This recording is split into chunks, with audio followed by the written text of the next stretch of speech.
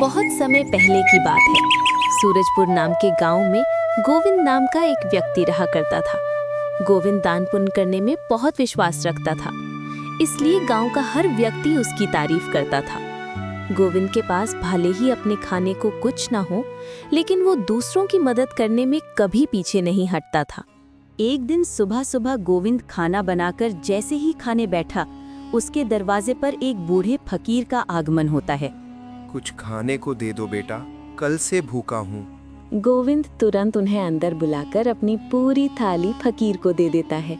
फकीर खाना खाकर ढेर सारा आशीर्वाद देकर चला जाता है।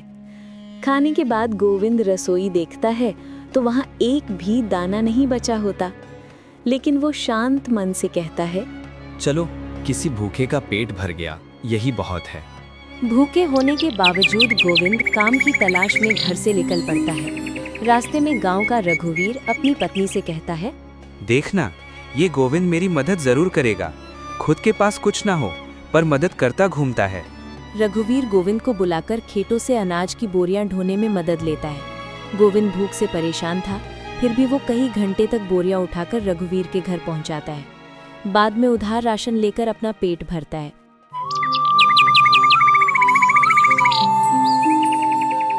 अगली सुबह गोविंद को अपने पड़ोसी नरेश की चीख पुकार सुनाई देती है।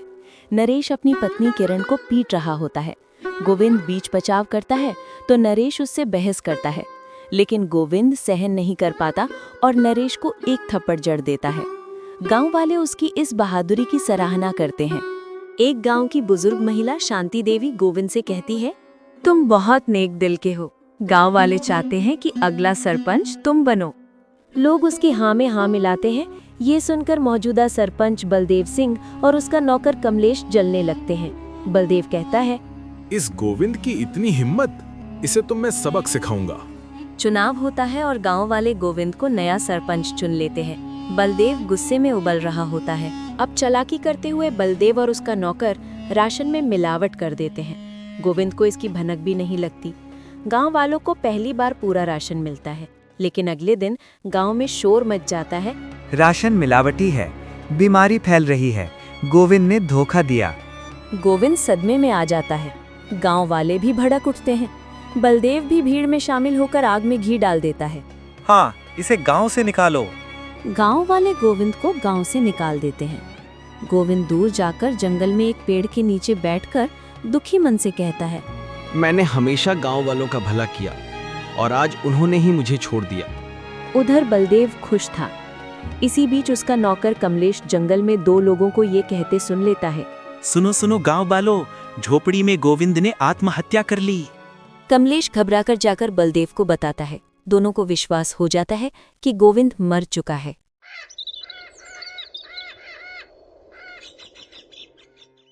लेकिन कुछ दिनों बाद शाम को अचानक गोविंद बलदेव के दरवाजे पर प्रकट होता है।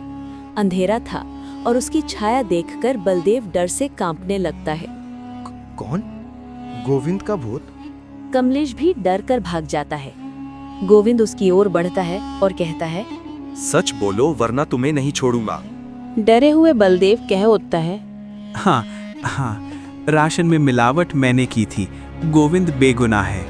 रात में ही वो गांव वालों को बुलाकर सबके सामने सच स्वीकार कर लेता है। गोविंद सबको बताता है, मैं मरा नहीं था, ये खबर मैंने खुद फैलवाई थी ताकि असली दोषी सामने आ सके। गांव वाले शर्मिंदा हो जाते हैं। वे बलदेव को गांव से निकाल देते हैं और गोविंद को पुनः सरपंच बनाते हैं। सभी उससे माफी मांगते हैं और इस तरह गोविंद की सच्चाई और भलाई ने आखिरकार जीत हासिल की।